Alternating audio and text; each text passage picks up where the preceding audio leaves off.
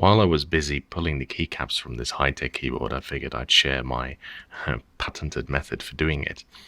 Pulling keycaps from Hi-Tek keyboards is generally disadvised because it's very easy to pull the slider off with the keycap, and that can damage the electrical contacts as well as the spring underneath. So the best thing to do is to pull the keycaps from the side, and I'll demonstrate to you that here.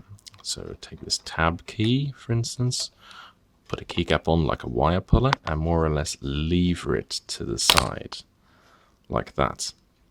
And then it comes off quite readily. Then, once you have a little bit of space on the side of the keycap, you can pull them off with your fingers quite easily. You don't need a wire puller anymore. So you just stick your finger under the cap and just lever it off like that. With a bit of practice, this becomes quite easy.